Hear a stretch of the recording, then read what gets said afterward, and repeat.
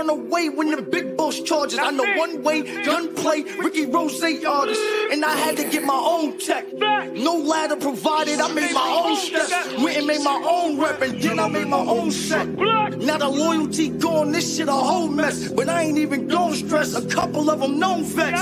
Still close to some, but this the whole rest. I pass him like a road test, but still wish him the whole best. But I ain't spreading the word, this ain't a protest. Just getting it off my own chest and running up my own check. With no love lost, love costs, and I ain't willing to cut costs.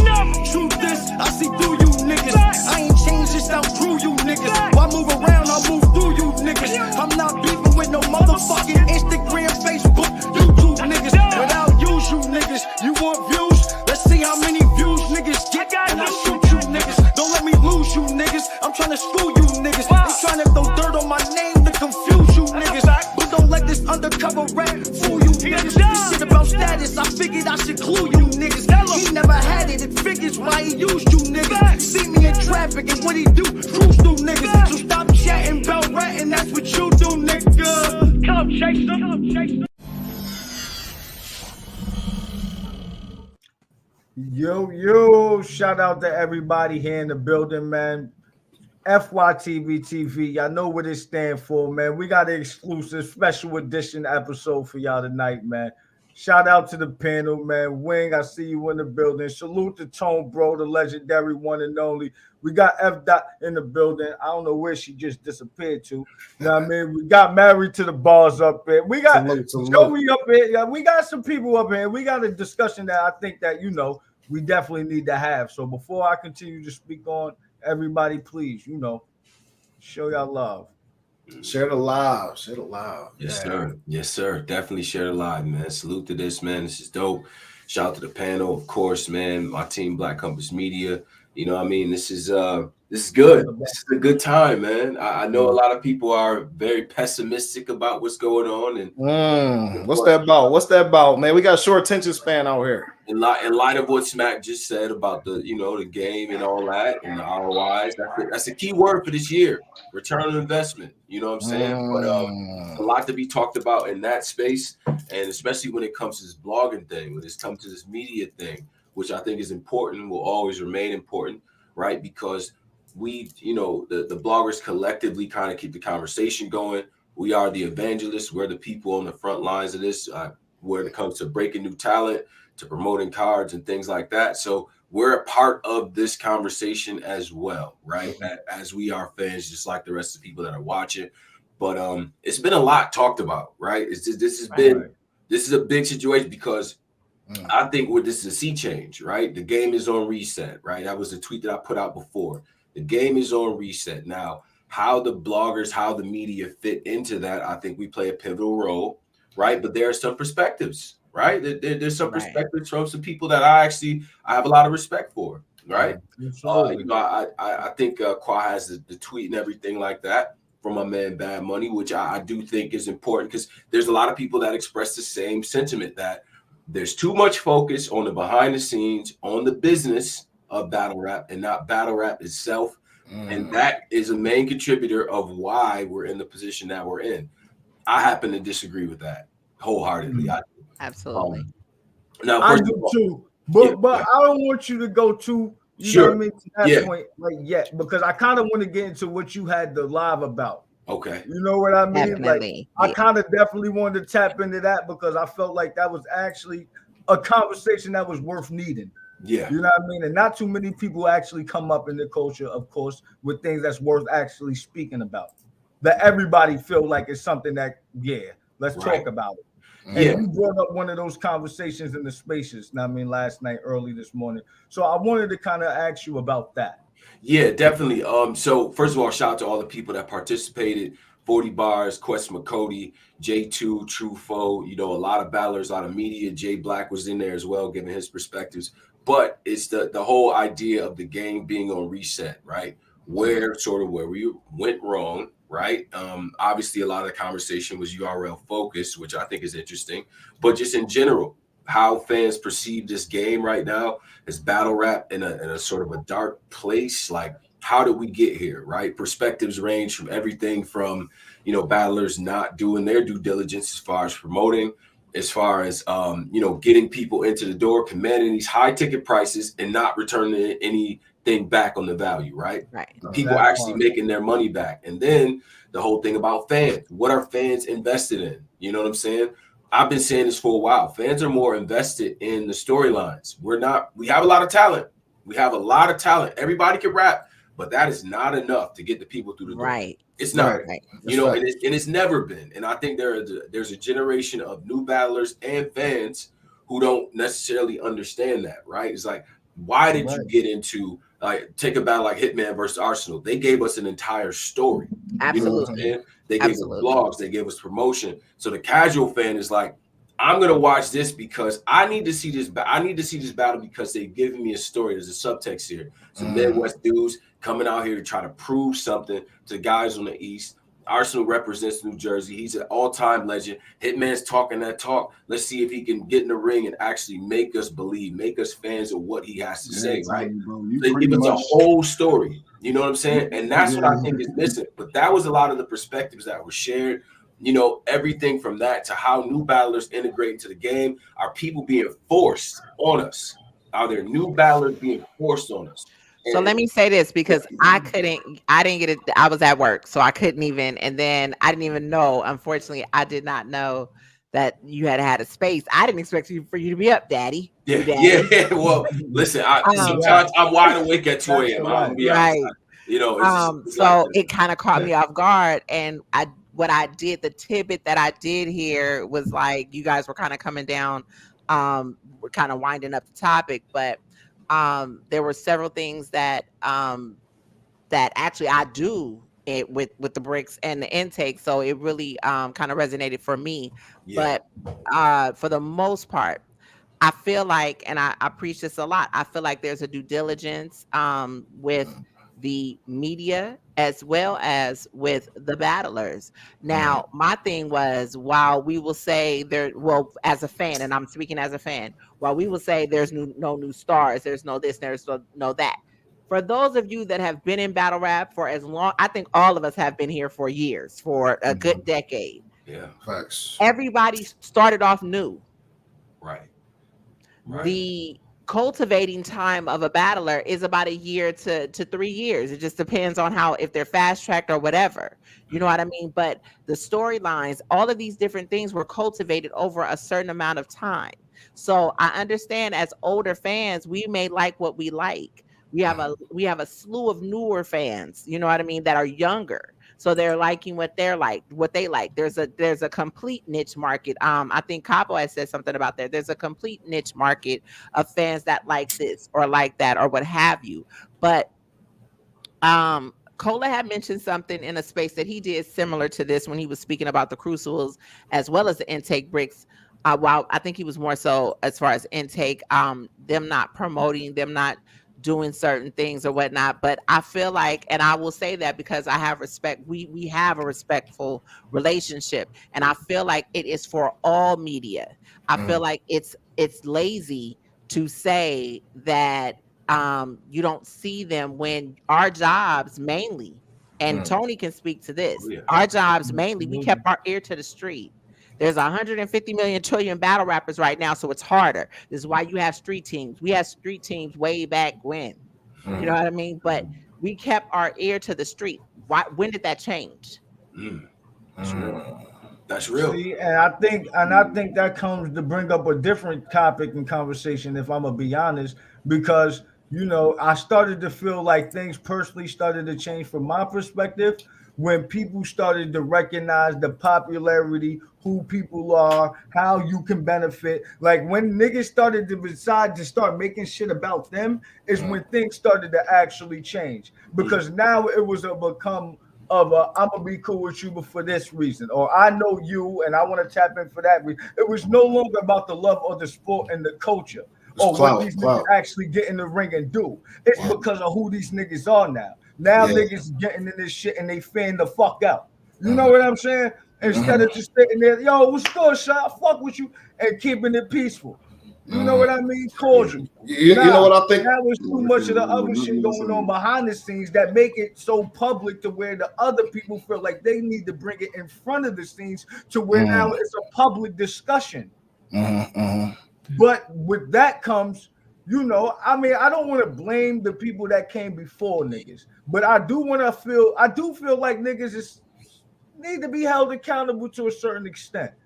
Because I feel like, you know how we got so many people in the culture that we feel like niggas allow people to be just come in the culture, especially with Wing and Tone Blow up here. Like, y'all done been through the process already. Y'all done been here for years doing what y'all done. Y'all elevated and helped move the culture forward in your own perspective ways.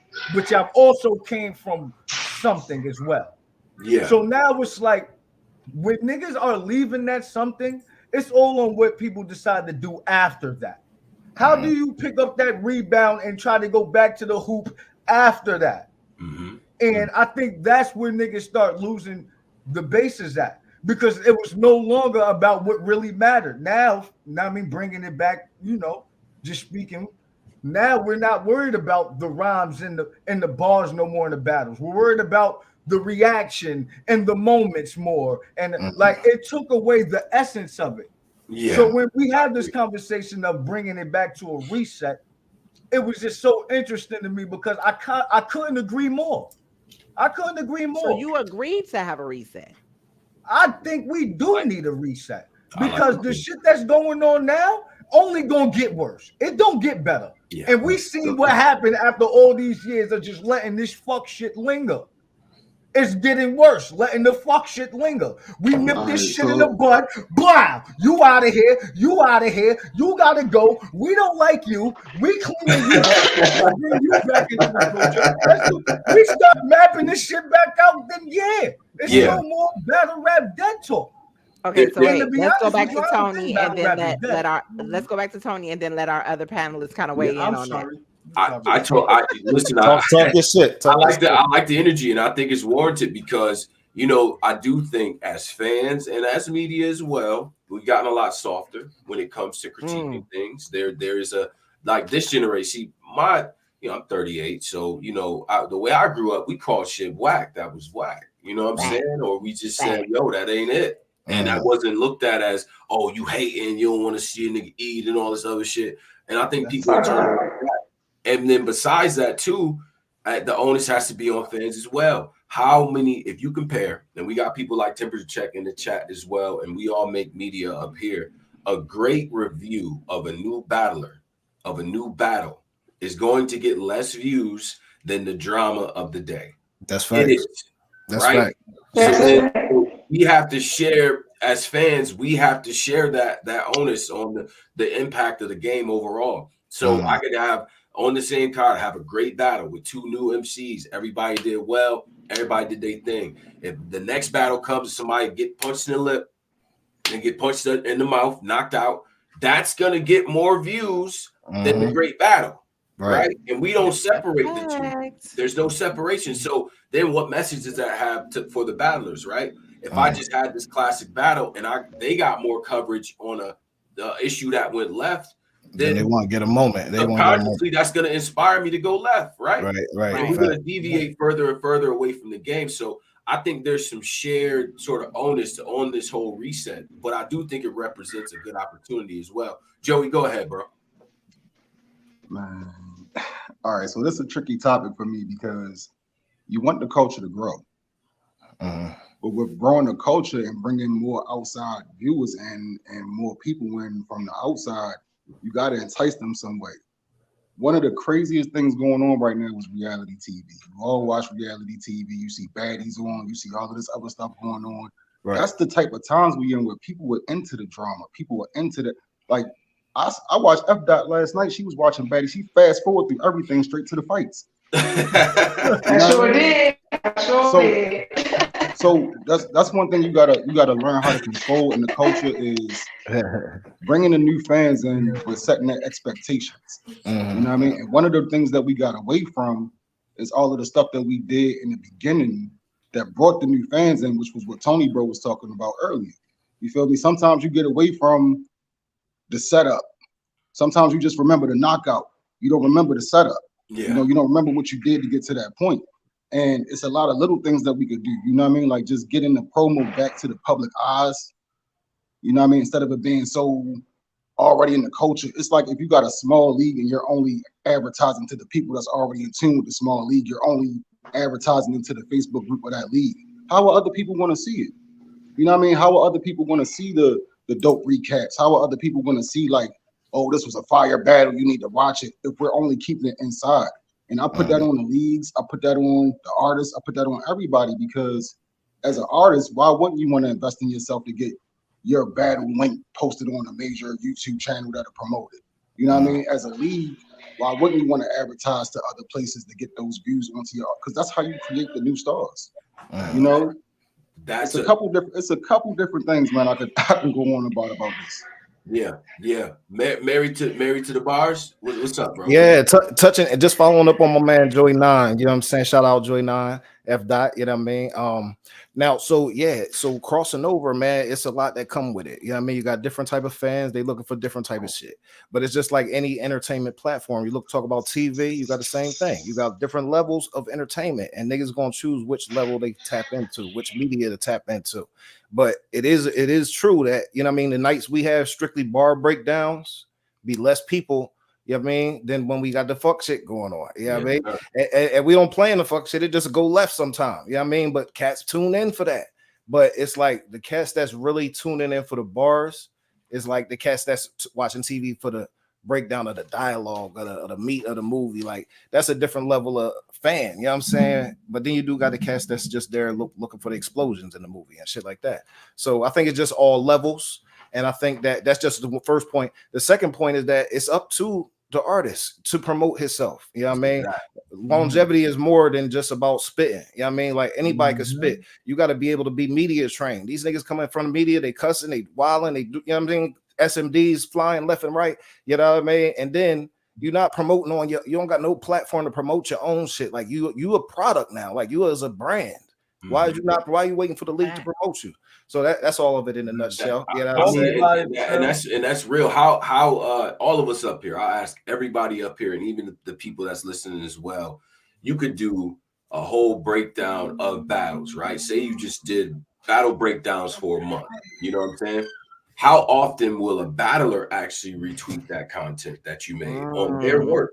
You know what I'm saying? This is my biggest gripe with the battlers. They will take, say, 95% of your dialogue has been about the battle, how great they were, how great the bars were. That little 5% might be a little critique. You know what I'm saying? That they don't like. They're gonna retweet that critique. They're gonna retweet that thing that they don't like. You're more likely to get a battler's attention off of a negative review than actually breaking down the work and showing them love. So it's a give and take. So we only can report on what y'all give us, like my man just said. But at the same time, we giving y'all quality work. How come it's not retweeted? You know what I'm saying? Absolutely. I don't know how many of them. It's probably just a handful that took little clips of stuff that we talked about and put it out there. Like, yo, I had this little conversation with Tone, bro. You know what I'm saying? We had 200-300 in the live. This is what we talked about. Boom, go check out my latest battle, whatever, with the flyer on there. That doesn't happen. And I've had to call artists and tell them, like, bro, why didn't you take advantage of this? This is, you know what I mean? I wish if it was in your minds, you would tell me, because I stay on their ass. Yeah, but see, and the other thing too is I think even with media, right? A lot of us have established ourselves to the point where I actually get more views just having conversations like this, or with media, or with the guys on my channel. We don't actually need the guests, right? Let alone the newer battlers, which the return on that is even lower. So I'm not saying that for me or for my content. I'm saying that for you. This is a good interview that you had. People got to know you, where you from, what you rapping about as context to what you're delivering.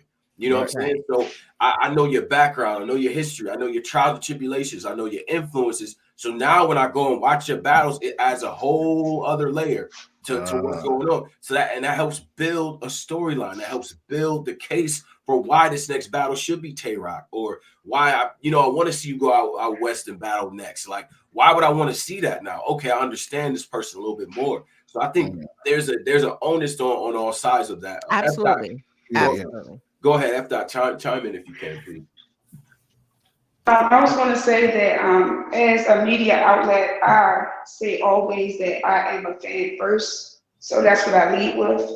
I go with my video channel what I want to see. So I like to shine a light on the battlers. And I also like to do face off, so that's what I lead with. And I like to add to the culture for me. So in a nutshell, if everybody tries to add to the culture, I Choppy a little bit, Ma. And, is it on me? That's school Wi-Fi. can you hear me? Just a All right, little. just You're a don't little move. choppy, just a little bit. Joey said, "Stop moving." Can you hear me? We get kind of Yeah, you sound like Optimus Prime, dude. Yeah, it's chopping up a little bit. You are definitely in the Okay. matrix right now. Yeah. You might. But I think what she's saying, basically is that on our channel, we do focus a lot more on shining the spotlight on the artists individually. You feel me? That's exactly we what she don't was trying we to don't say. bring the artists up there with the new latest drama, yada yada yada. Like we let them Right. talk about whatever they want to talk about on the channel. Any current topics that's general battle rap stuff that's going on, we might bring that up. Yeah. And if they so choose to want to talk about something other than that, you feel me? That's totally up to them. That's This is on their them. show. Yeah. This is their show, but Right. it's- like, don't get it twisted. We, Tony and I know, we come from that. So the drama is needed. There's a balance. Gonna happen. We ain't gonna act like we saying It's gonna happen. But when it's gonna happen. Yeah. You know what I mean? That's the So, truth. It's yeah. So it is what it is. You know what I mean? Right. It's But just is there a point though where the hosts need to step in? I mean, I don't know. It's sometimes it get a little crazy. there is at times. There is at times, but I feel like the cool kids table can control what is acceptable and what's not at this point in the culture. Yeah, You feel me? that's Like, what I be thinking. That's what I be thinking. Yeah, But- like if we don't, as a whole, if we don't entertain certain shit and we shine more light on the positive, that would be a good start. Yeah. And then but you still got to sprinkle it in, but this make is a sure that it's production. Now, Yeah. see, that's now just with the let's do business owner hat. This is a Right, production. right. You understand? So You have to have that divide, You have to and have it. that's kind of where media comes in. That's definitely where the battlers come in. You got to sell your fight, because as all of us as fans, we don't want to see you talk nice. We don't want to see you talk nice. We don't. You know what I mean? So you gotta but you gotta know how to, you know what I mean? So that has to part be a definitely, that's balance. completely on the battler. Now, let me ask this. Let me ask y'all this, and we can go around the panel. We can start with Qua, to Tony. I'm awake because I kind of want to hear everybody's thoughts about this. Let me get F dot back up here. What does you know what? No. Mary with the bars. Let me ask y'all, because I don't think you guys answered.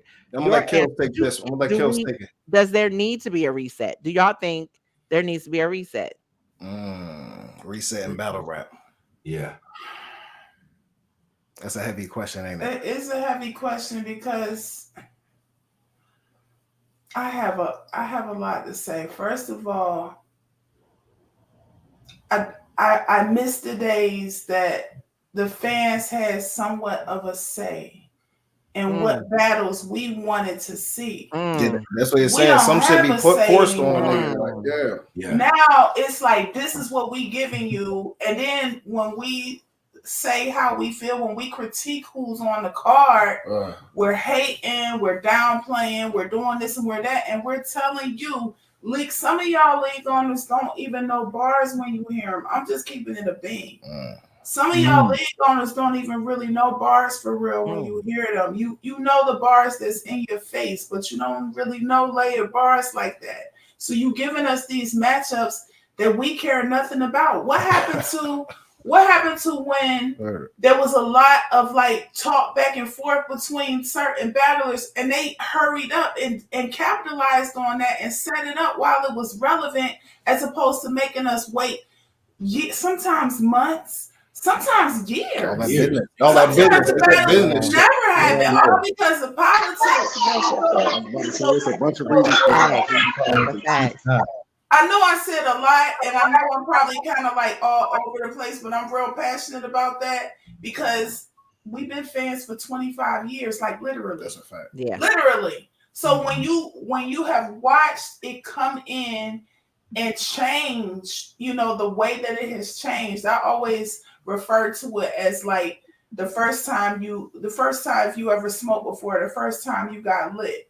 everybody is chasing that high. That's how battle rap fans are. That's how real battle rap fans are. Chasing that feeling. I can see that. Yeah. That is the truth. I like how you said that. That was crazy. Yeah. I'm Yeah. not a smoker, so I don't know. Well, that's a fact. She telling the truth. Yeah, all right. If you don't get it, your first kiss. You know what I'm saying? First kiss. Your first kiss. You chasing the feeling. You chasing the feeling. You chasing that I first get it. euphoric feeling, and it's like absolutely. you kind of can get close to that, but we know we never gonna get that. Right. And there are moments when you have like things that are nostalgic that remind you of that, and I'm cool with that.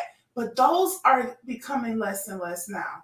Yeah. And so that with that, the short of my answer is yes.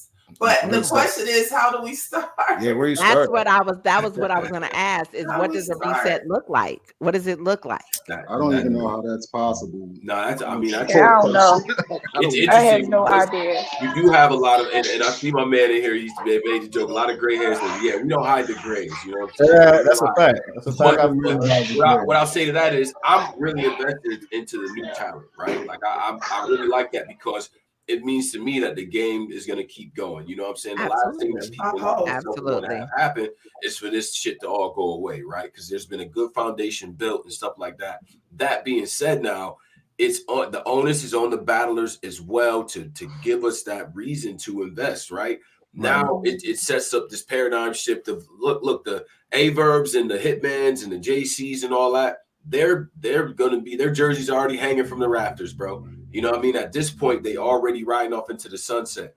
I think one of the things that happened though is that, the concept of having to earn a matchup, right? Because I remember there was a pecking order at one time of, yo, you ain't ready for that matchup yet. But see, what happened was is that those same battlers that we say, yo, you're JC, like you got to make them people wait, or you're Tay-Rock, you got to make them people wait. They said, F that, I'm going to battle who I want to battle. You know what I'm saying? So they going on tour to these smaller leagues, and maybe they having matchups and stuff like that. You might have a case with Danny and Low Supreme where Low Supreme puts on such a good performance that now he has people listening to him.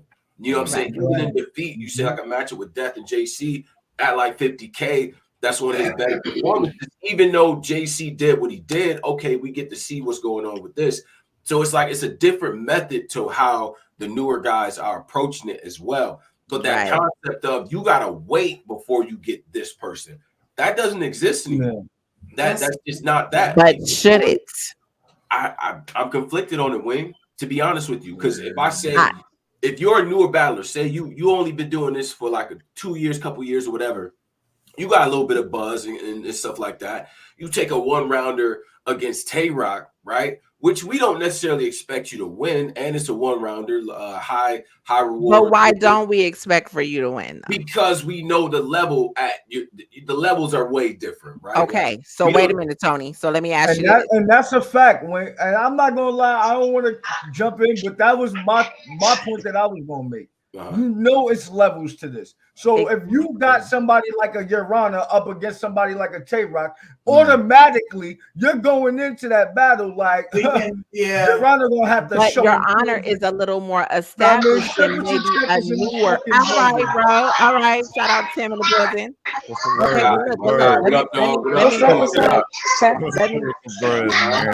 Let me paint this Picasso real quick. Let me paint this Picasso, all right? So as I was saying, okay, that's one of my pet peeves though when it comes to the newer talent. If I don't know if y'all feel the same way, but this is a battle rap is a sport to me. I look at it competitively. I always have. I've always been. I've ran track all my life. You understand? I eat, sleep. That's all I did since I was 9 years old. So I look at it from that perspective. I know I could never do hurdles, no matter how hard I tried. Mentally, I couldn't get there. Yeah. But what I could do, I had to work up to it. I ran the 100, 200, 4x1 relay. Shit with my knees and feet and everything. I had to go on to something else. I started doing shot put and discus, right? But there's heats. Right. As you get, I couldn't start with In the Olympics, I went to Junior Olympics. Junior Olympics, you do a 10-pound ball, and I think that's once you become varsity. Can't really remember. You start off with an 8-pound ball, right? I didn't go in doing 10 with the 10-pound steel metal ball. I started with the 8. Yeah. There's no way I would have been throwing 45, 50 feet with a 10-pound ball. Yeah. Starting off at 12, 13 years old. Pause if necessary, because I know how you motherfuckers do. But anyway. I'll be honest, women not really involved in the pause. Yeah, like usually. Sit your ass down. But I got seriously, my point to that is, and I'm just kind of, because I want everybody to get a turn, so I'm just kind of breezing over. But y'all get the concept of where I'm coming from. You got to crawl before you walk, right? Sure. There's little nuances to cultivate. You got to cultivate that. You know what I mean? The strength to be able to pick that ball up. It's a hill called Cambridge that we used to run. We had to run to the friggin' mountain. I call it a mountain. We had to run to the mountain, right? And then we had to run halfway. Well, we had to run all the way up the mountain.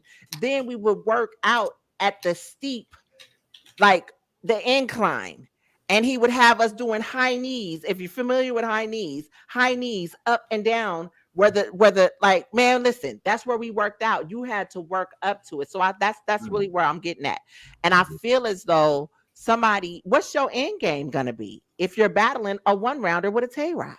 If you say, you know what, I'm gonna go out there, show what I could do. Obviously, I want to win, right? But but more so, I know people are gonna click on this battle because it's Tay-Rock. Now I get exposure to his fan base, and even if I don't necessarily win the matchup, and they say, you know what, this dude is nice, I want to see what happens in perpetuity. Now my next battles, there's anticipation there because they like, okay, this is a newer guy. He went up against Tay-Rock, who's my favorite, but now I want to see what he got in this next matchup up against somebody that's upset. But what if you don't produce with that talent that's on your same level, because you don't know that you are supposed to condition yourself to write at that Tay-Rock level with any other battle in between? That's up to that would be up to the artist to learn what they would have to do from matchup to matchup. But I'm saying that if I know that I'm battling, and not even Tay-Rock, say I'm battling Marwan, probably don't got too many more years left of doing this shit, right? But so that's a matchup that I can get that's going to garner me some fans and all that. But meanwhile, the guys that are on my level, if they take in the same type of matchups, yeah, they're going to be battling people in their similar classes and stuff. But they're also battling these legends and shit, getting their skills sharper. So when I meet up against that person that's at a similar skill set at a later date, now that's probably a main event matchup, because now I've made it to where people are like, yo, like they're building fans. They're looking for it. Also getting sharper. But when those two new motherfuckers meet, now that's a main event matchup. Now I could sell that on its own. You know what I'm saying? Now that could be, because a lot of the newer guys are saving them matchups in order to make that shit mean something later. You know, I see that. I'm like, well, why wouldn't you battle somebody of a similar class? You know, I've had this conversation with people. They like, I'm gonna wait on that because that potentially a year down the line, maybe a year and a half down the line, is a main event matchup. But Tony, let me ask you this: didn't they do that in the PGs? What was that? Didn't they do that in the PGs? Battle each other? Absolutely, they did, and we saw the separation. That's what we know. I'm a fan of tournaments. Right there, and we saw the separation. So there has to be that, in my opinion. There has to be that, because it's kind of, it shows, number one, the hierarchy, and then this is where our new stars start to blossom. This is true. But see, that's why I like tournaments, right? When they did Ultimate Madness, because that introduced us to the class and that allowed us to see the levels in between them. Didn't necessarily mean, because if you remember, everybody from UM1 maybe saved 1 or 2 people we wanted to see again, whether they won or they lost in that tournament, because the tournament meant something and it allowed us to really see the levels, and the storylines developed to the point where on the off weekends, the guys who lost actually battled each other. So you get Kid Chaos versus Real Sick, and it's like, oh wow, like this is actually a dope matchup. So now that's a fact, though. But I like tournaments for that reason. But in lieu of that, guys are figuring, okay, well, let me get a battle up against, you know, a Tay-Rock or Rum Nitty or, you know, whatever the case might be, and get that fan base And now my next battle, that same group of people, a percentage of them is going to tune in because they like, I just seen him do his thing against that person. Yeah, win, lose, or draw, that was cool. But now they match up against somebody else in a 3-round situation, somebody of a similar name status. It's more views to that battle because of that. So I think that what I'm trying to say is the strategy for the newer people is different and probably has to be because, you know, as much as I love the old school and I love the old PGs, I like the old setup and stuff. We're not there anymore. You know what I'm saying? Like there's more battlers, there's more leagues, there's more platforms, there's different places where this content is being distributed. So now when it comes to managing your brand, you got to think about shit that early Hitman Holland didn't have to think about. Right. Didn't have to think about where it was going to come out. Right. You know what I'm saying? One of the issues I feel like let's swing it over to Tim because since he's just now kind of getting in, and hopefully you read the room and you're seeing what we're talking about. Let's have you chime in, and then we'll go Married to the Bars, Joey, and then F. First and foremost, man, salute to the entire panel, Qua, Wing, Tom, bro, Married to the Bars, F. You know, Joey 9, man. Special shout out to Black Compass, man. Top 5, allhiphop.com. Appreciate you. Right. Definitely monumental, man. So absolutely monumental. Appreciate it. Shout out to Chuck Creekman, hiphop.com. No, that's a fact. Hey, I definitely it's a lot of talent on this panel, man. Definitely looking forward to seeing y'all names up there in the very near future. But I think for me, man, when it comes to newer guys, a couple things I would like to see. And I think I would even like to see this from older veteran battlers as well. Especially, I'm gonna speak on the media side. Because those are the people who I advocate. You actually did a challenge. I did issued the recap what you watch challenge. And it's still going on. It's gonna go on all year. What's up to the trappers? You know what I'm saying? Salute. What's up to the Trap? What it do? But yeah, with everyone saying that battle rap is slowing down and there's no battles to watch, the recap what you watch challenge was a simple platform that would actually bring more light to battle rap and talk about the battles that need the publicity, that need the promo, that don't normally get them. So you're talking about those battles that y'all watch, those one rounders that might only have 5,000 views, or you watch. I think I just watched. I know I got one I did spoken words versus notes from the Brick versus Intake. Yeah. I got Eminence versus Infrared, the general coming this week. And what you're doing is wait. Did you mean be the MC? Yeah, I think that's what what up, Buffalo? What up? Yeah. Well, rough buff, salute. But I say all that to say this. I'm challenging the battle rap community right now during this hard reset, whatever we want to call it, during this period of influx, to actually go out and invest in the culture of battle rap. Don't just go out and invest in URL battlers or RBE battlers or Chrome 20. Like, go out and invest in the community, the brand of what is battle rap, from the battler side to the media side, because that's the only way this culture is going to grow. I've only been in the media side for about 4 years this year. So, and just within this 4 years, I've seen a dramatic change. You figure I'm a COVID baby. That UM1 class you talk about, that was the first class that I ever started doing media on. That Real Sick and Kid Chaos was my first bar recap. Yeah. So it was those type of storylines, like you said, that class, watching them plant their seeds with, you know what I'm saying, within the battle rap community and kind of follow them and seeing where they go. I think we need to get back to that and just investing more into the culture of battle rap versus certain battle rappers. Because again, we sit here and we talk about the Verbs and the Tay Rocks and the Arsenals of the world. Well, guess what? Their careers is sunsetting, whether we want to believe it or not. Thank you. There it is. So my question to you is, if you really like battle rap, where's your next LeBron gonna come from? If all you watch is LeBron, wow. Where's your next Jordan gonna come from? If all you watch is Jordan. Respect Black Compass. I got mad love for them, but if you only watch Black Compass, what happens when Tone Bro says, you know what, this fatherhood shit, I love it too much, I'm out? Yeah. You know what I'm saying? What happens when Solo say, you know what, I'm gonna do some, I'm coaching high school basketball. What happens when Solo say, I'm about to go open up another restaurant? Y'all have to continue to invest in the newer guys, or else there's not gonna be a cycle. You saying some real shit right now. You saying some real shit right now. Yes, yes, you are. Yeah. Right. Since DI just came in and you know, we've kind of been talking, I kind of want to get them ingratiated with the conversation. I know we were going to go with the Married to the Bars. I'm sorry, we gonna get there. We Let's good. have DI chime in real. Yeah. What up? Hey, Y'all can hear me? Yes, We sir. can- We got you. Lou Henny. What's good? What's good? Who that? I see Tone, bro. I see Wang, Quab, of course. Yeah, man. I see Married to the Bars. Yeah, I see my nigga Temp Tech. Okay, Joey in the building. Okay, and F dot. Okay, I bet. I know everybody. What's up with y'all? our family. Thorough panel. Yeah. Thorough panel, you know what I'm saying? We're talking about this reset, this return on investment, what went wrong, toxic fans, toxic ass battlers. We getting into all of that. Do you feel that the culture needs the reset though, DI?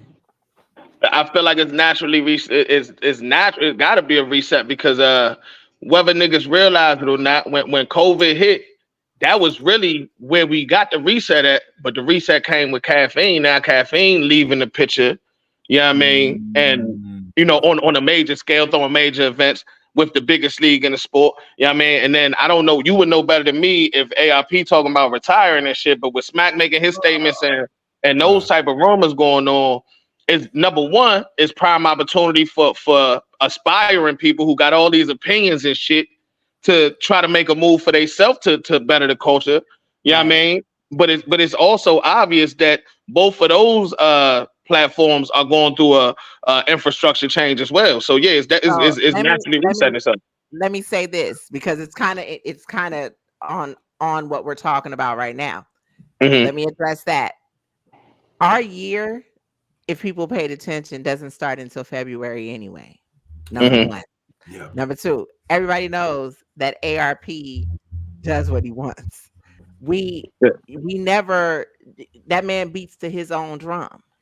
Right. You understand? He does an event, he goes on vacation, and he's always done that. That's nothing new. Mm-hmm. Number two, if anybody is paying attention to the RBE channel, we have our own tournament that we're bringing content damn near every other month.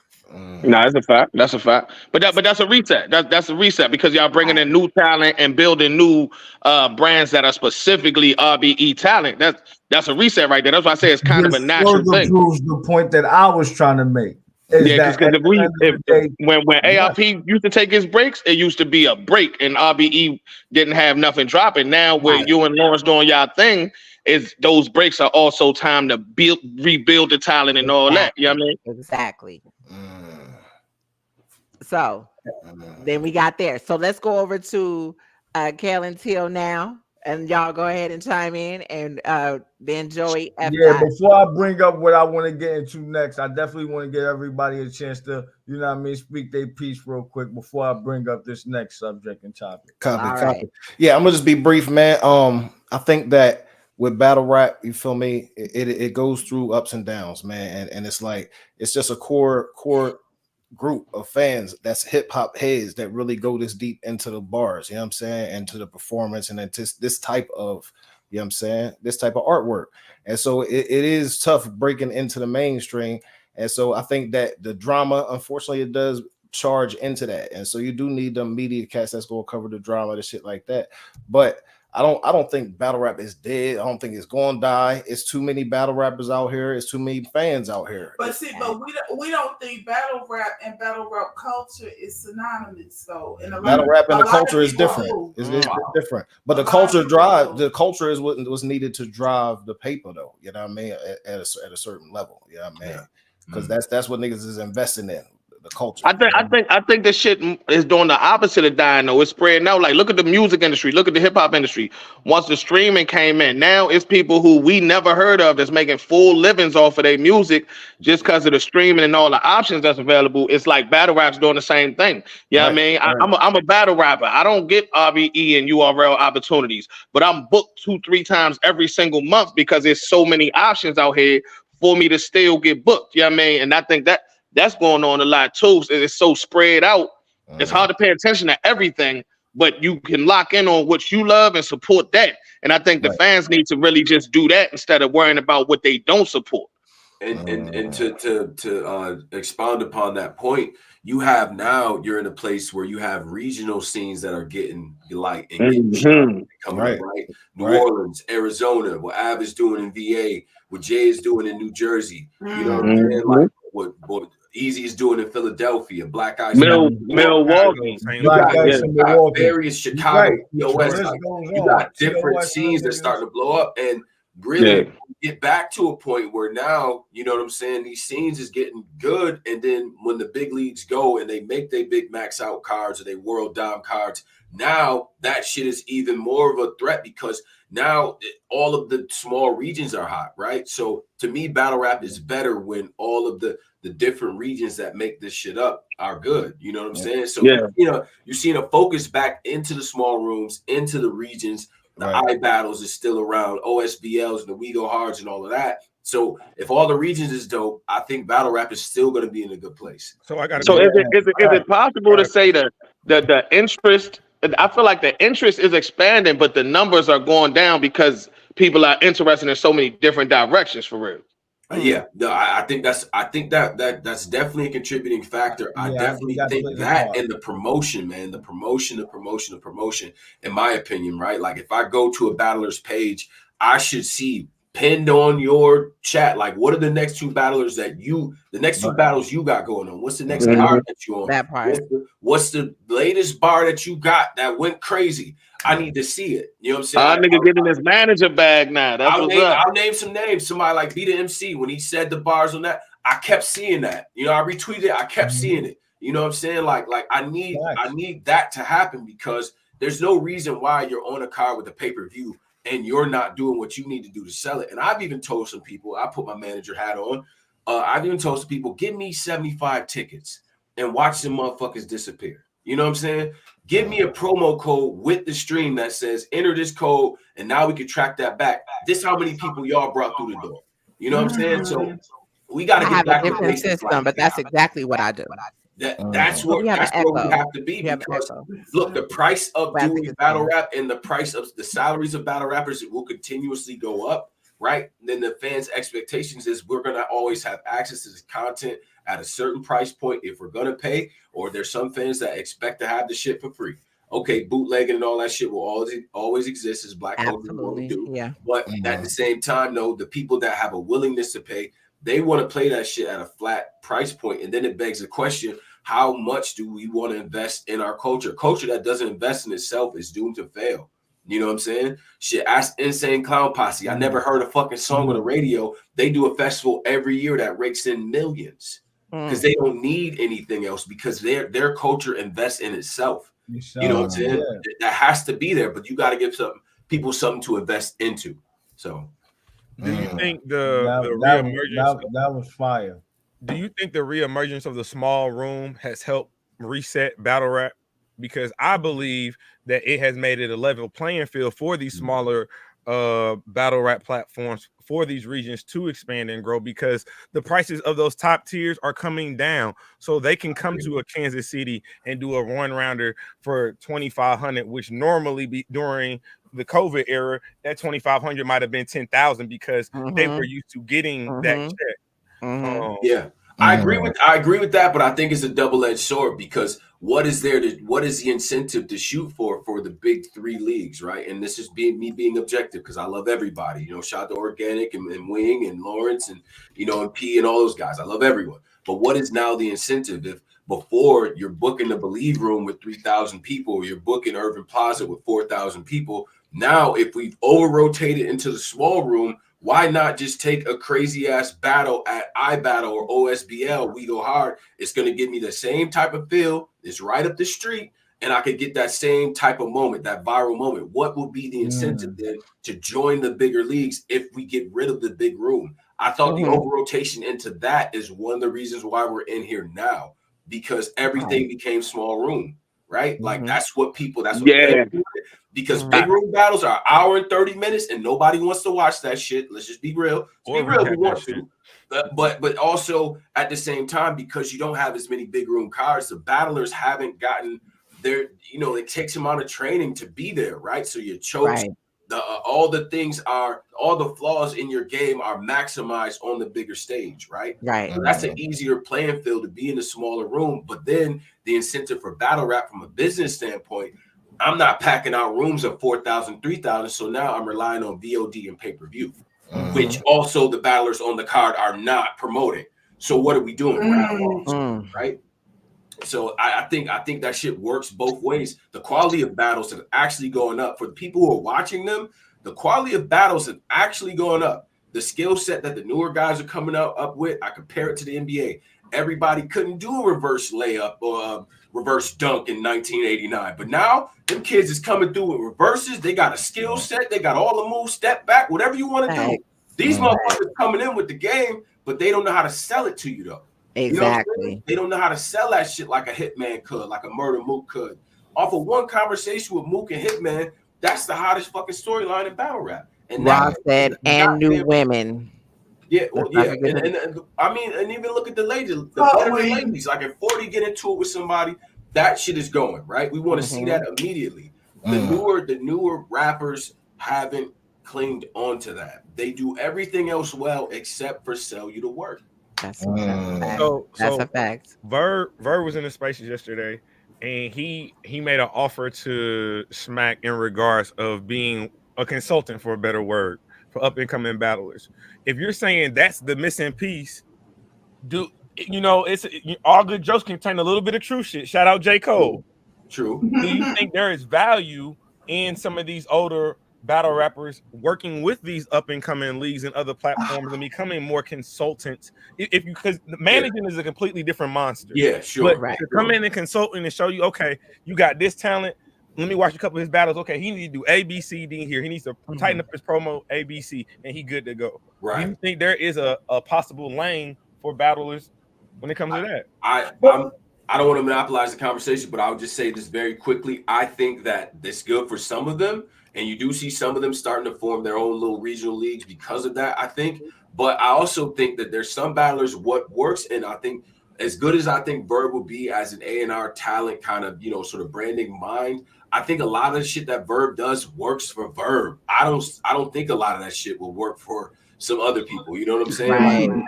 The personality to do the shit that he does. Now, if he says, well, I'm going to analyze you and say, this is what would work for you, that's definitely a job that's worthwhile. I think. And let me add on to that with Tony, manager, league owner hat or partner hat. Yeah.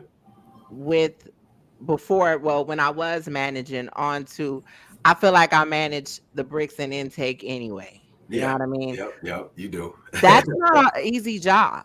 Yeah. First off, it's a big thing. It's a difference with consulting and actually managing, because when you're managing these battlers, these artists, you're managing everything.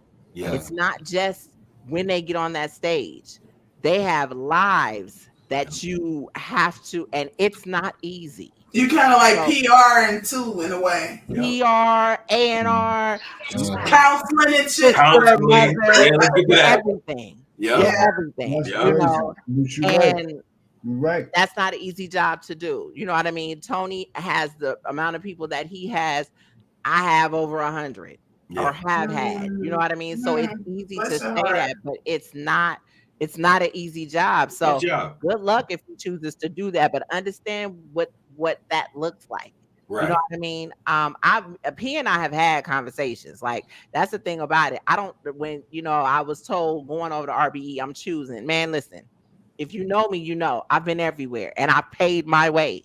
So you don't tell me what I'm doing. I support everything and everybody. So I say that to say, P and I have had conversations about different battlers, and I mean, we have argued about different battlers. There are different things, P will. I've never had to candy coat anything that I felt with him. You understand? So where we may not like certain things, and certain things with battlers, I've heard, and I've told him what I've heard, and however he answered. The point of the matter is that when you're dealing with so many different personalities, you do have to have an individual plan for each and every one of them. Exactly. they're not listening or they feel like they don't want to do that, it's easy to say, well, you go head over to your island and do what you do. That's going to come back on you. But then you have to find a, you know what I mean? It's like, so with the leagues, the media, the different people who play parts in different situations with this whole, I don't know. It's like, it takes a village. Yeah. Oh, You know what I mean? And it's not, that's not an easy job. And I'm glad you said that because, you know, doing the job of Wing, of Gully, of P, this is first of all, it's a very thankless job, right? Like how many times the battlers had they my name stay in somebody's mouth. And they will immediately thank everybody else except the person that brought them to the table. I've seen it in interviews like, damn, you ain't gonna say you ain't gonna shout out Wing, you ain't gonna shout out P. What's going on? So I'm just saying that, you know, as much as you know, we like to talk about these things, once you're in it and you really have to manage this stuff, it's very difficult. So I don't want that to be lost in this whole conversation, right? Like, you know, that's a tough job of marketing, of branding, of things like that, right? And you know, and I think there's different approaches to how people do it. So, you know, married to the bars, you had something to say? A couple of things. One, I'm backtracking a little bit, but you guys were talking about like Verb being a consultant for new people and whatnot coming in.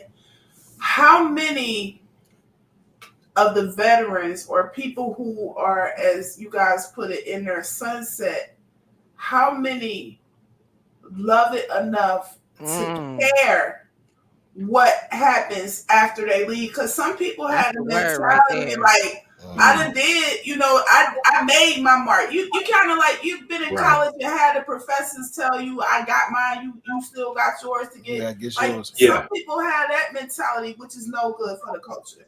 If you really love the culture, you want to see it progress. You want to see somebody take the ball and run with it type shit. But everybody don't feel that way. But what Wayne and Tony were saying too, that I gather, is that the way they're describing managing different personalities and whatnot and having different approaches, it's like a good teacher. Everybody in the classroom ain't learning everything the same way at the same time. You got some people who are audio learners, some people who are visual learners, some people like me, I need to see it and hear it. You know what I mean?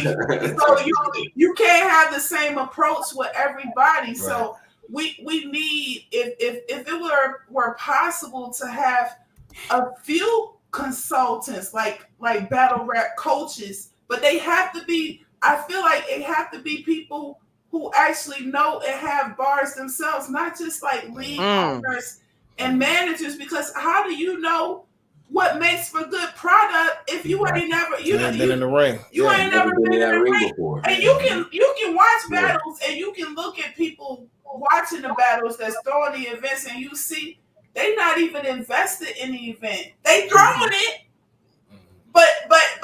But they don't love it the way we love it. Like, we really love the bar. Like, we really fell in love with the art of wordplay. Right.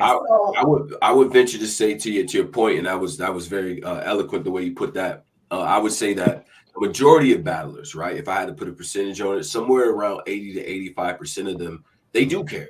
They do care about what happens next, right? Yeah. Especially locally, especially when you see, you know, a Shotgun Suge or Danny Myers, who's been doing this for like the last 3 to 4 years of like, you know, well, most of his career actually, of taking battles up against people that he just felt like were talented.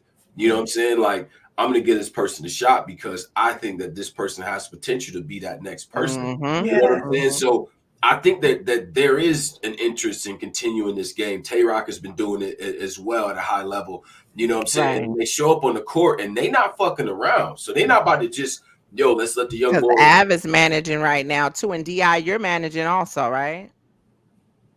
Who the fuck I'm managing? No. Somebody managing now. Yeah, somebody now. I'm sorry. I ain't managing nobody. I thought you were managing. I don't got the patience, man. I'm you know, I did my thing when I first came in the game, helped a couple people get on their feet, and I'm good, you know. Like I'm straight. I respect the managers, but I ain't got the passion to deal with niggas all day.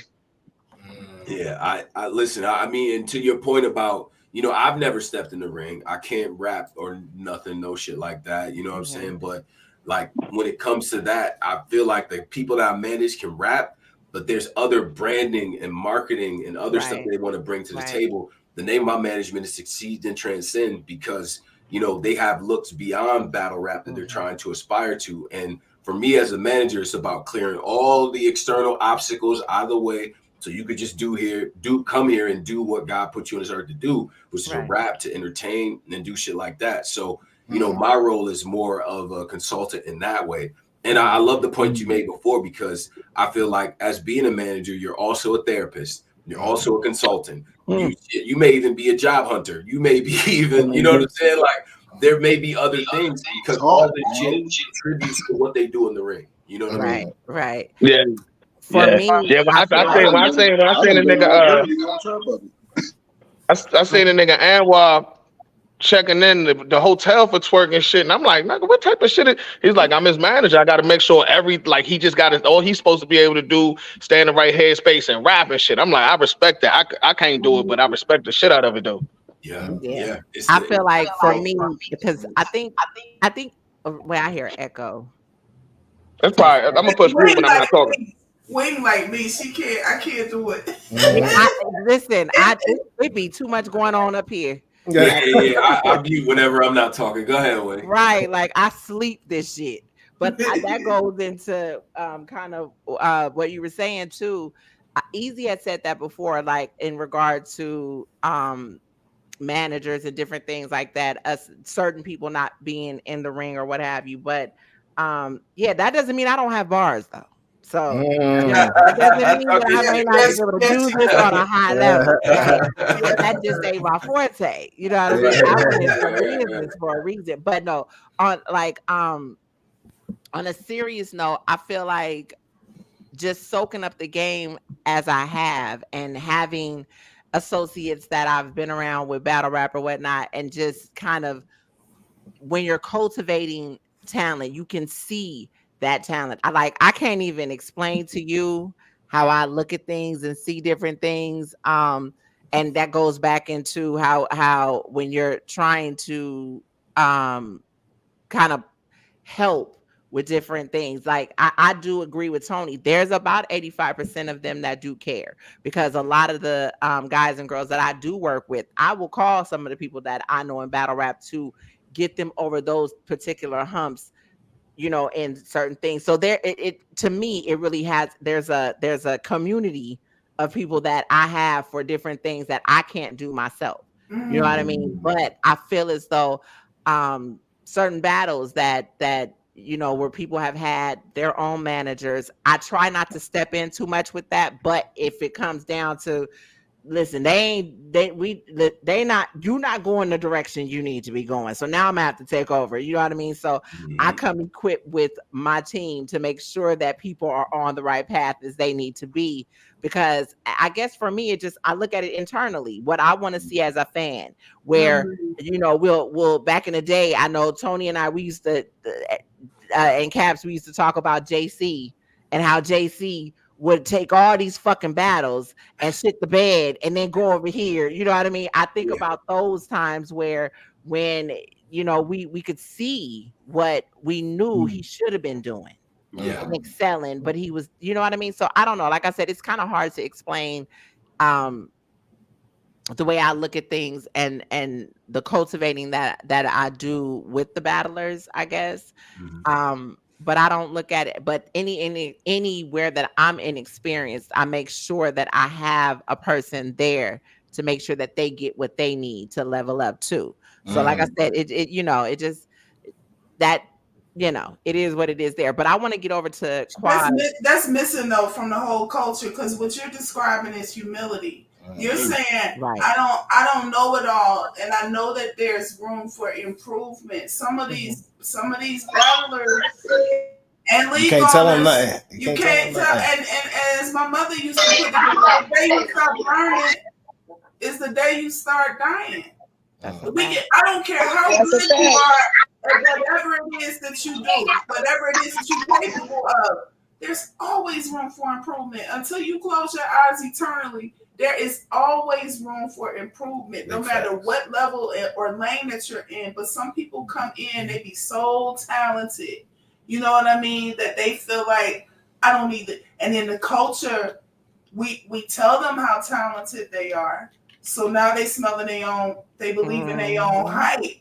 But at the same time, with as good as you are, finding out from other people giving you that validation that you good, it's supposed to make you more humble. Stay hungry. Stay hungry. You gotta have you balance. And humble. Balance. You gotta have a balance because, of course, and people I always get a lot of flack when I say that we battle rappers, we not supposed to be humble. There is a nice balance. There's a balance in there that you can find of confidence and humility.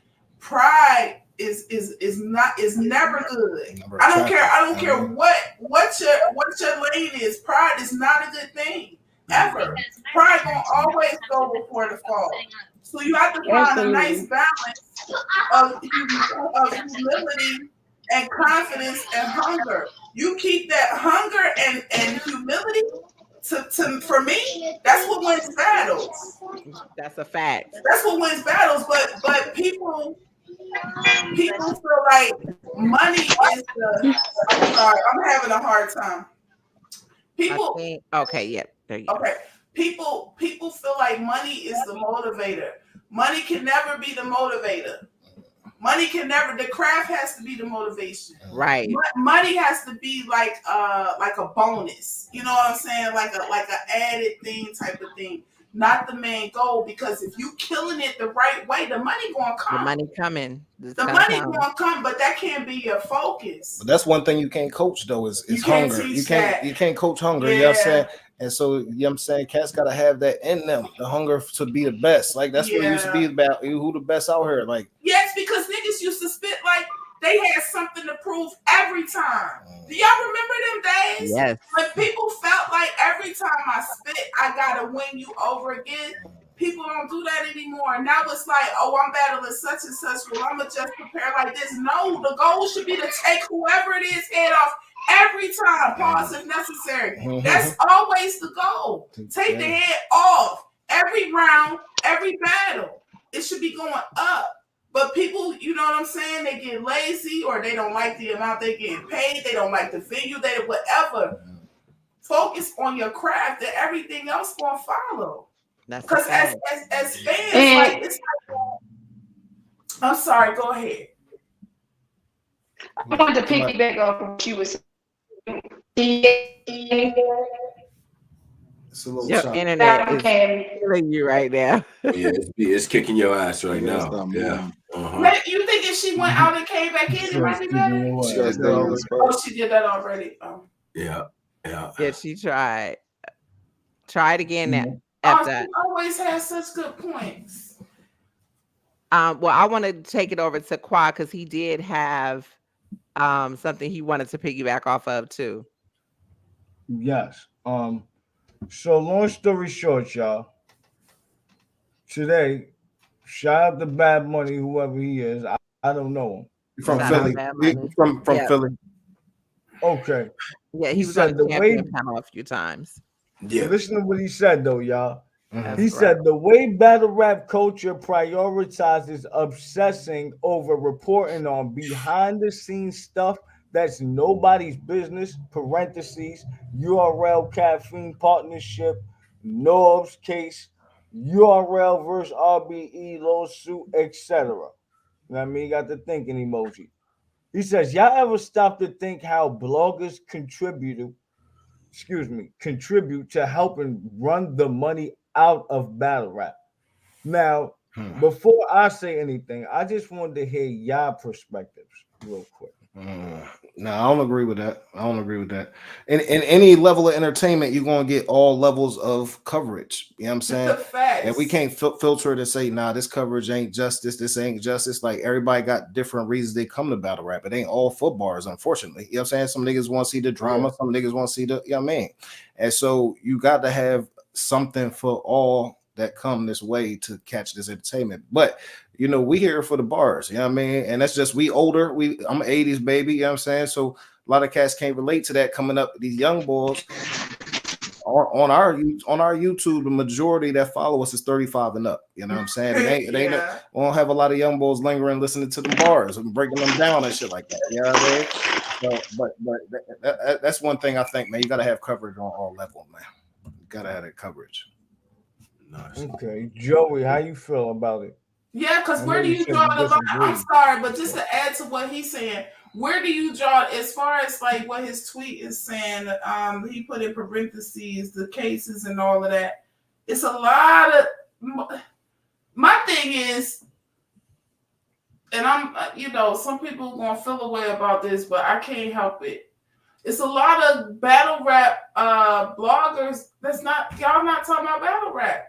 That's true too. If you're not talking about events that are up and coming, an event that just happened, or an event that you want to see, everything else is not. That's the culture shit. That's culture. Yeah. That's why I made that distinction earlier that there is a difference between battle rap and battle rap culture. If it's not a battle that just happened, a battle that's going to happen, a battle that you want to see happening, everything else is everything else.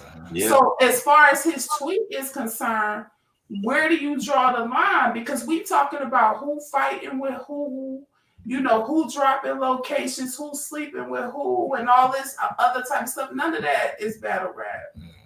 It makes for clicks and likes and views for the people that do cover it. Shout out to them. Because I go when I listen to it in bits and pieces. But we all do. Glad you admitted that. It's entertainment. Yeah. I mean, but some people, that's their whole day is consumed with that. I don't have. But the thing about it is to do that, but then to say that is battle rap dying. That's where the problem lies. Because it's kind of like, how is battle rap dying when you got all of battle? You got all these cards. Right. There's no that's impossible. But then, as Quad read, and that's bro, like Bad Money, that's bro. I know sometimes his opinions for me aren't, I just kind of, but we like that too. In this case, it's just like Quad, put it back up there for me. No problem at all. We come from caffeine, so yeah. So we very well familiar with the battle rap community prioritizes obsessing over reporting on behind the scenes stuff that's nobody's business. Parentheses, quote unquote, URL caffeine partnership, Norb's case URL or Norb's case. So, but then he added the URL versus RBE lawsuit and etc. Right. And then said, y'all ever stop to think how bloggers contribute to helping stop running the money out of battle rap? Okay. How though? Can y'all? Now I completely don't know. That's just. I mean, look. Once it's out in the public sphere, right? And it goes just generally for the media rules that it's fair game, right? I typically don't report on a lot of shit because, well, one, I do have I have actual relationships with a lot of people, and typically I tend to know a lot more about what's going on, and sometimes it's not really my business, and then I don't want to make content that's going to jeopardize somebody's career, personally harm them. I've heard of blogs and content showing up in court cases. Like I sleep well at night. That's a fact. When I turn off this camera, I sleep well at night. I know that's right. Let me say this. So on the flip side of that, because I always like to play devil's advocate. Here's the thing, and I've been kind of saying this since I started in media. I'm a consumer. We're all consumers. We all patronize other things. You understand? And then I'm also a business major. My concentration was in marketing. There's a such thing as corporate. I say this a lot, corporate responsibility. Right. Certain people will not patronize companies due to their lack of corporate responsibility. Now, Google is your friend for y'all that don't know that business term. I'm gonna need you going over to Google and check out what that actually entails. Okay. Yeah. I say all that to say it's not there's gonna be levels, and there should always be a certain level of decorum when you're talking about certain things. It's out there. You know what I mean? It was out there in the public. If it's out there in the public, it's fair game to talk about. Number one. But how does a blogger drive away money? I can say, okay, so I'm looking at it from the fact that they may drive away money because they may focus on just that. And as we were saying, not really talking about the cards, the umpteen cards that are being talked about. And they always say, Wayne, we just want to get back to battle rap. No, you don't. Yeah, majority of the you take an issue that was likely going to be resolved before your blog. Now you get 15,000 views on it on a battler who probably averages less than that on their actual battle rap. Exactly. They compounded it. Yeah. Now the situation gets totally turned up to the point where now the league owner is like, I don't even want to have that type of risk to I've seen bloggers leak cards. I've seen people talk about stuff that's in negotiation. That is toxic. Like you're taking away money, you're taking away revenue, you're scaring away investors as well, right? So that there is consequences for this toxic content that people subscribe to. And again, I have to say, the drama blogs and all that, if I did a whole month of drama, I swear that'd probably be my most successful month. It was. It just would. But I don't do that because I see the bigger picture. And I'm also, not to say anything about anybody in particular, but I'm outside. It's a very big difference when you're talking about things and you're not outside. That's a whole fact. That's a fact. I think all of us up here are outside. Not direct to anybody up here, but I do see a correlation between those who are not necessarily outside and the people who tend to make that type of content, especially a couple years ago. But I don't think that. I think that there's a toxicity in it, but I also think, listen, we can only report on, right? There's bloggers who look at the algorithm. What are people talking about?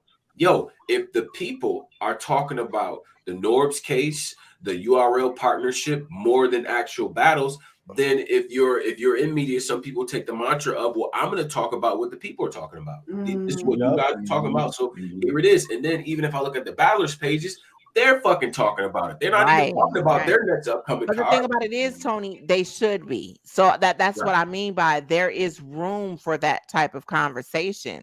And if money is taken out of and that was the other side of it. If money is taken away from cards with the individuals in question, these are things that, they're going to come full circle.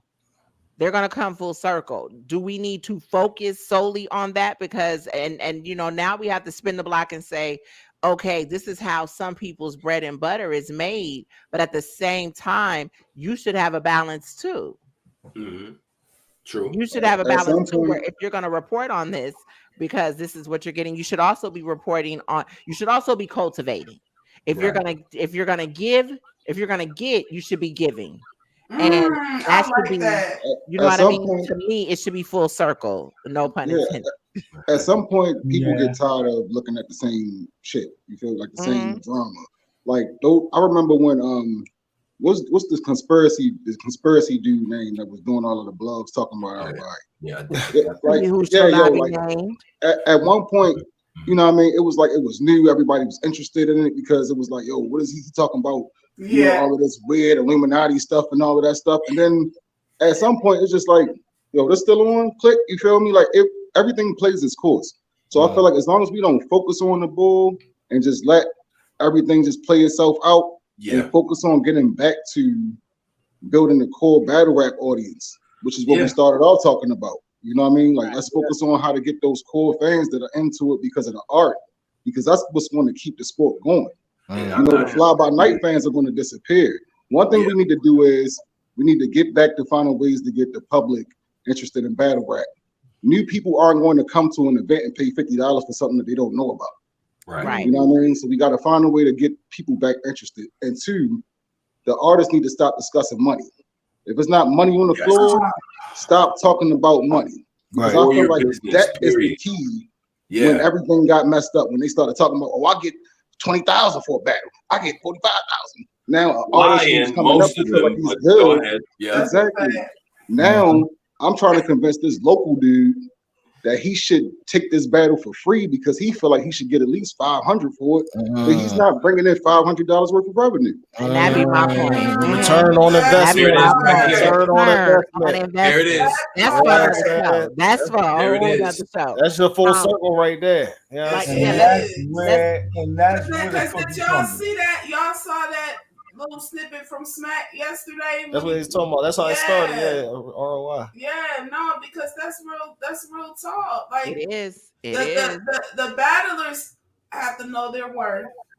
Battlers have to know their worth. At the same time, like the you know, back in the day when we first got our first like real jobs, like straight out of high school or straight out of college, every job I ever had, we were told we weren't to discuss. I thought that was, you know, you're not. They will fire you. They will fire you. That was standard with my contracts. Mine too. Look, somebody gonna catch feelings. Somebody gonna feel it. Somebody Like always catch feelings. I did that one time. I did that out of ignorance. Ignorance is reparable. Stupidity is not. Ignorance just simply means you don't know. But once you know, then you have to apply. That's the difference between knowledge and wisdom.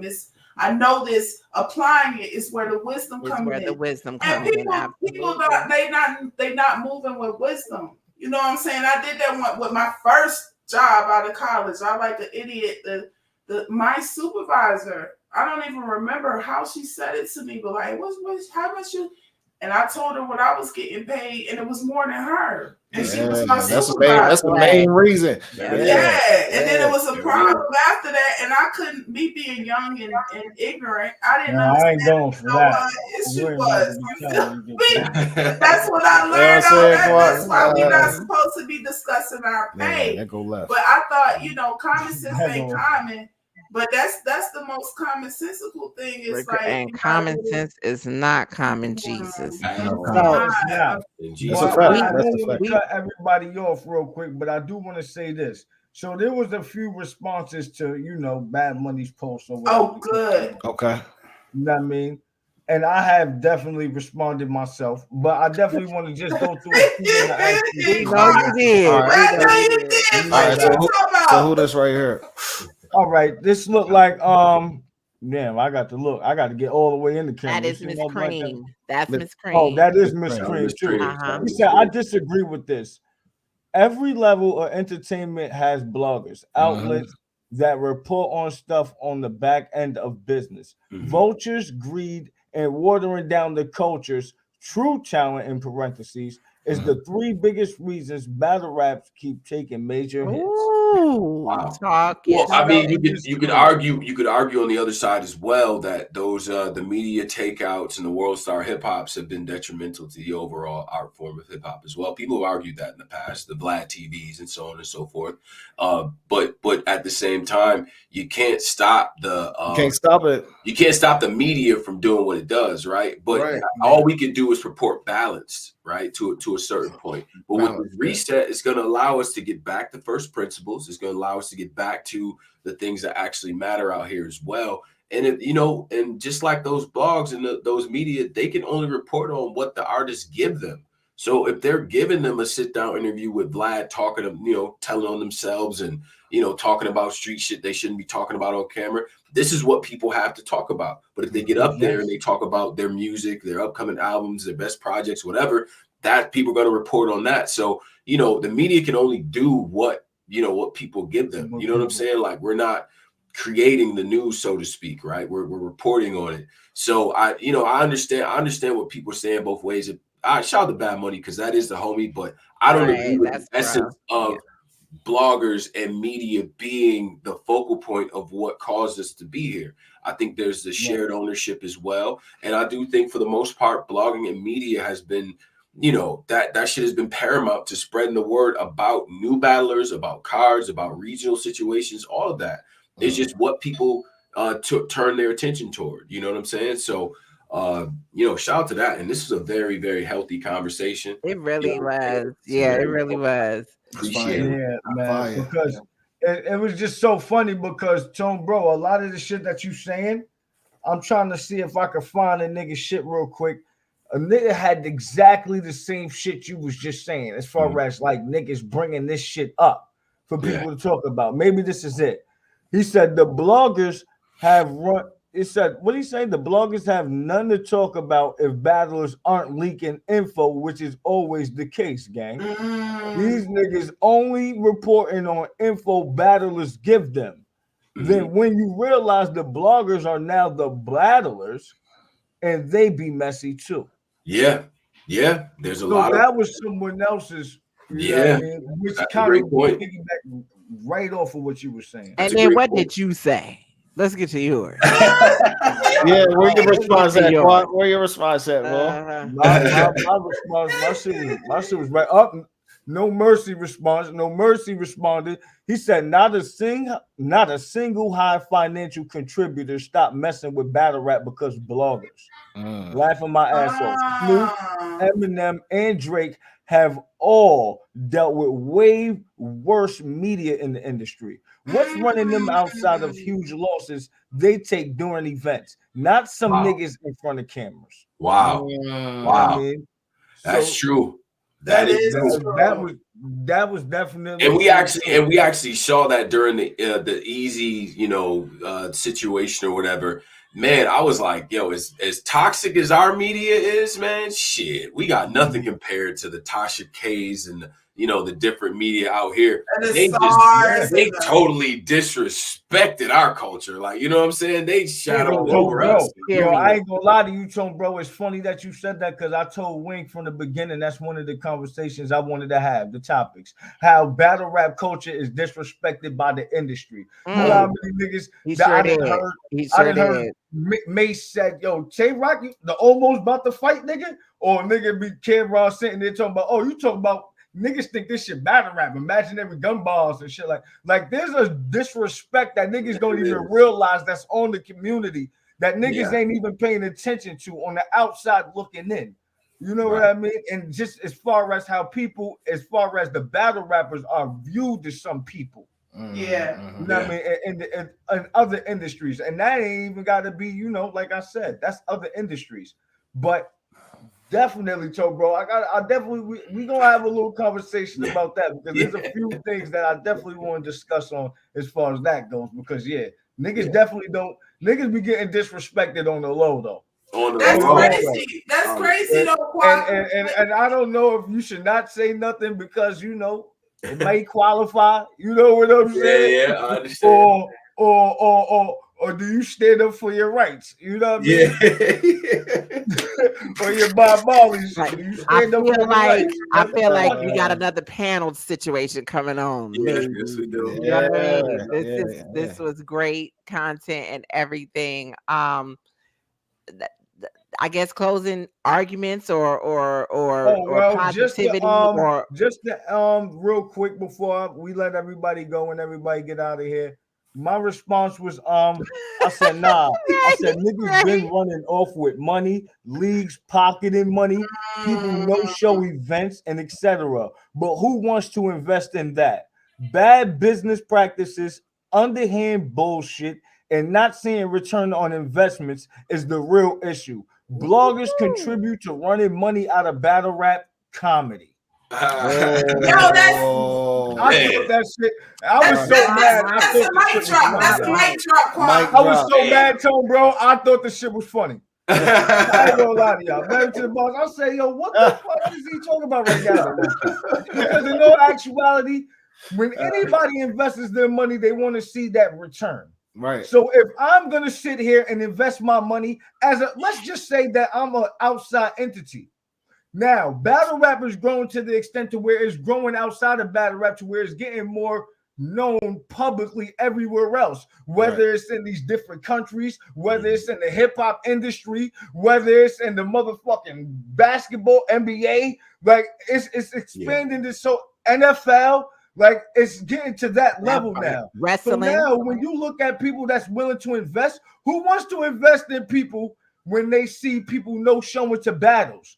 Who wants to invest in people when they sit there and say, I'm gonna give this nigga $100,000, and then a league might say, I got 75 for you. Yeah. Who wants to invest in a nigga? Because you robbing me at that point too. You ain't just robbing that nigga. You robbing me too, nigga. You are? Fuck you talking about. So it's like, so when do we start to realize that it's not, I can't see how the blog, I only see the bloggers try to bring more to everything. But that not only the only thing that really rubbed me the wrong way, but the simple fact that a nigga can actually sit there and think that, right, that these niggas not sitting here, not only everything that I just mentioned, y'all, but just think of this. When you sit there and see how, just look at the Remy and Easy shit, the Sue Surf going to jail shit, they having events, niggas getting $150 and niggas getting left at and battles ain't going down. What investor wants to, what sponsor want to get behind that type of shit? Way too risky. Way too risky. And then liability, y'all. How many times have we all promoted cards that didn't happen or no show or whatever? Then you feel like I kind of feel stupid because I told my fans to go tune into something that was done. You know what I'm saying? But in closing for me, because I do have to jump and everything. Yeah, my daughter just got home. Big shout out to all of y'all. You know what I'm saying? I definitely appreciate this conversation. As far as the reset goes, you know, hip hop it always finds a way. You know what I'm saying? The culture always going to find a way. I'm optimistic about the future. And let's just keep in mind of everything that's happened now. It's right for us to reflect so that we don't repeat the mistakes of the past. So big shout out to y'all. Keep doing what y'all doing. You know what I mean? I appreciate the invite, man. I'm always available. I appreciate you accepting. You know what I'm saying? I'm about to go change some diapers. And y'all be good, all right? Dope convo, bro. Yes, bro. Enjoy it, yo. My daughter just turned 9, bro. I missed them days. I was just getting ready to say that too. Diaper days. Yeah, them diaper days. Yo, bro, I just missed them days, bro. Like, she was compact. I got him. All right, you said. All right, you don't have long quiet before you're gonna be wishing back on them days. Wishing back on one day, you gonna turn around and be like, yo, why are you talking about daughter in 2 days? Right now, I'm wishing I can go get me something to eat. That's what I'm wishing right now. Okay, I'm definitely my child just asked for her baked potato, and I gotta go get some baked potatoes. Well, I'm gonna throw in my quick, last word. You feel me? I think one reason, Quad, I'm saying that artists that's in the industry right now look at battle rap the way they do is because, you feel me, when they came up, battle rap was just on the corner, you know what I mean? And so they always paint it as that's something you come from. That ain't something you continue. That's something you come from. And so they always say, man, I used to do that. That's that's old school, a battle rap, you know what I mean? So it's something that people look down upon in the industry is what you're saying. Because it's like a starting point, you know what I mean? You battle rap in the street on the corner, and it wasn't no big stage back then, you know what I mean? But now that it has transformed into a big stage thing, that's why it needs to be rebranded and restarted, because it does need a different light on it, you know what I'm saying? And I think that it's possible to paint a different light, because when in battle rap history, have you seen leagues in almost every state? I think it's leagues in every state, like hands down. So it ain't about battle rap dying. It's about how we gonna cover it and how we gonna put a positive light on the shit. You know what I'm saying? That's my. I like what you said, bro. Because I was fire. Perfect. They got. Everybody know about the old backyard bare knuckle boxing. You feel me? Like they used to be in the backyard, Kimbo and them knocking each other brains out. Right. Right. They got a league now. Right. A show enough league now. It's like the niggas got making career money off that shit. Right. Like, and a lot of boxers are starting to go over to the bare knuckle because there's new money in it. You know what I'm saying? And like I feel like that's where battle rap needs to start heading into that direction. You feel me? Like, all right, you got like they said, battle rap is like the backyard rapping, you feel me? Like you get your issue off, but if we rebrand it, make it look cleaner, you feel me, market it to a new audience. You don't need a reset. You feel me? You just need to rebrand. You know what's weird though, too, Quad, is that but I definitely appreciate y'all for pulling up and popping out, and having this dope conversation with us, man. Oh, Kill got get her let Kill get her last couple. You know what I'm saying? I was just gonna say, what's up? You know, the industry, they look down on it until it suits them though, because what mad people. I think some people in the industry even saying you're gonna get this work Some know where it originated from. Some don't. They just heard it and ran with it. But did y'all see Jim Jones the other day talking about he got, what was it, 100,000 for somebody from his era to battle him? Did y'all see that? He sure did. Oh wow. He said he put up $100,000 from anybody from like the early 2000 era. Supposedly he won a battle. And the way that he had I'll send it to y'all. I'll find it and send it to you. Yeah, I was just about to say that. Like, you gotta send me this. I promise. See this. Yeah, Jim Jones. It was on. I don't know if he tweeted it or he put it on IG, but I saved it. But he said he won 100,000. He got 100,000 for anybody who want to battle him. And when I read it, my first question was: is he talking to other industry people? Or is he talking about battle rappers who've been doing it for a long time? I couldn't.